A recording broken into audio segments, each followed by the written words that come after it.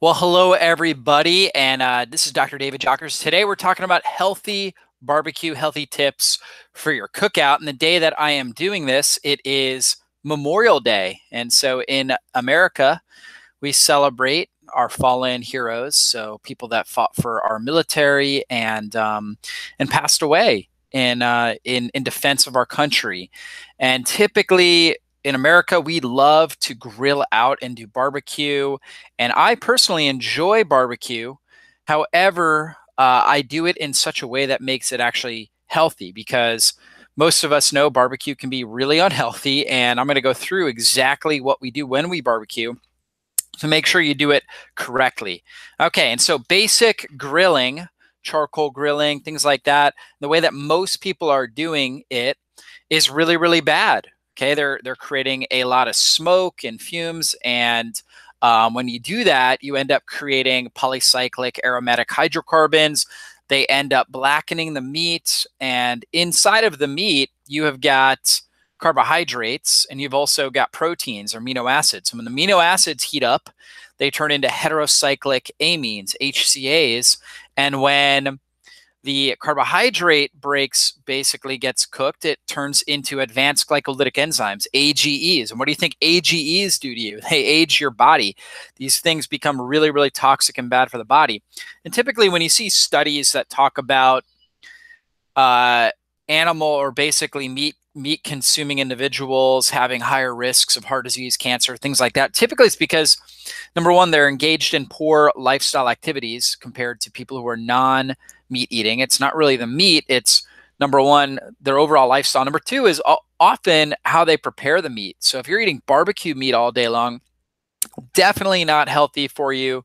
Okay, you've got to do it right. If you're just barbecuing it and cooking it like this, you're going to have a lot of problems. And so, as you can see here with the humor, meat that has been excessively charred is definitely not good for food.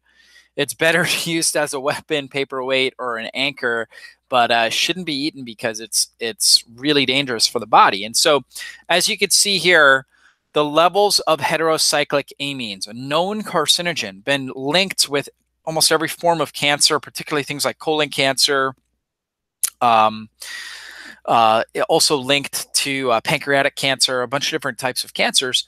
And so you can see here, very low levels, almost non-detectable if the meat is braised, simmered, stewed, microwaved. I'm not a fan of using the microwave, but it doesn't produce HASs, heterocyclic amines at least. Steamed, deep fried, rare, medium rare. Okay, and this really has to do with meat and vegetables. So there may be vegetarians, vegans, or just, I eat a lot of vegetables cooked. And so you can see here, vegetables are the same thing. If you cook it at a lower temperature, steam it, cook it rare, medium rare, you're going to have much lower levels of heterocyclic amines. Okay, if you roast or bake, you produce some, okay, but it's lower in general. But you get high levels if you are grilling it on a like a charcoal grill, especially if it's very well done, char grilled. If you broil it, you pan fry, okay, and especially if you fry it to where you have like little burn marks, you're going to have high levels of these heterocyclic amines. Now, is good news to this because what we know is that basically, you're going to produce the most if you just take your straight meat and you put it on the grill. Hehowever, if you marinate it in things like lemon juice, olive oil, herbs like garlic, put on different types of herbs, oregano, basil, things like that, you're going to have lower formation of the compounds. And if you combine it with a meal where you have a salad, for example, or other really good healthy vegetables, then you're going to have even lower hazardous effects. Of course, you could also take a supplement, but definitely best to get these antioxidants from eating a lot of vegetables with your when you grill. So having a lot of good high quality vegetables, always have a big salad, organic salad ideally when you do it. Now, another big thing is making sure you're getting when you go for meat and vegetables, but especially meat, you want to make sure you're getting organic, okay? And there's a big difference between when it says organic, when it says natural. And you can see here, organic, they're not going to feed the animals aren't going to be exposed to pesticides, GMOs, antibiotics, growth hormones, toxic sludge. So they're going to have much healthier meat. Okay, the animal welfare is better.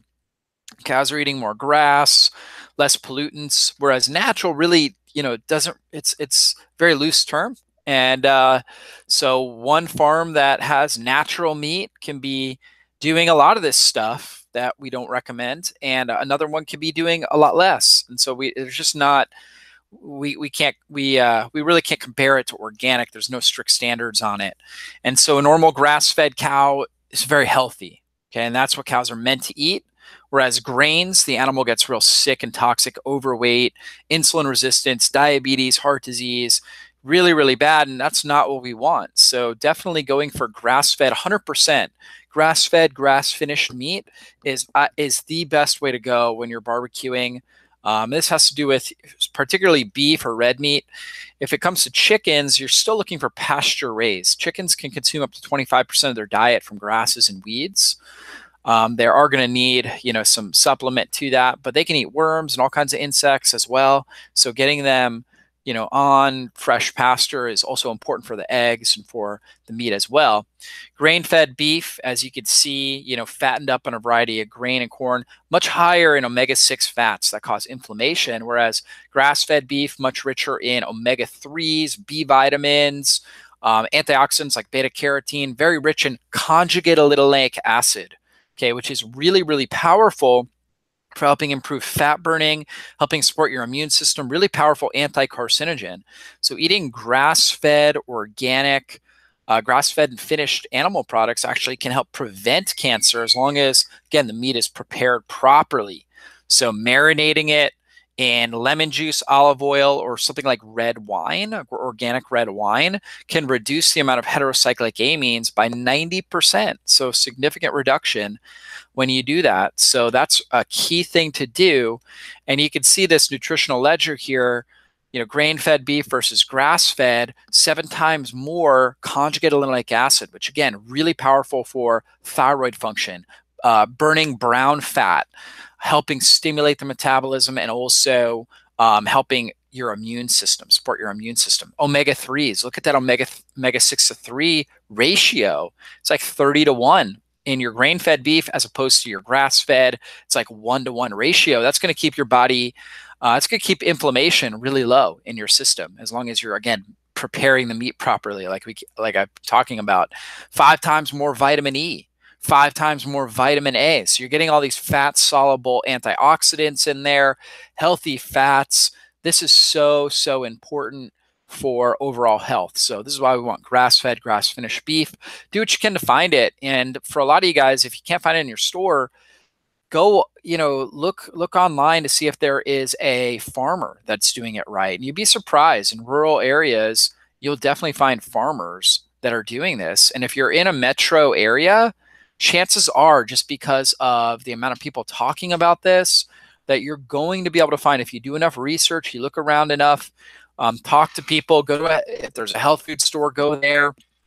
You're going to find places where you can get this.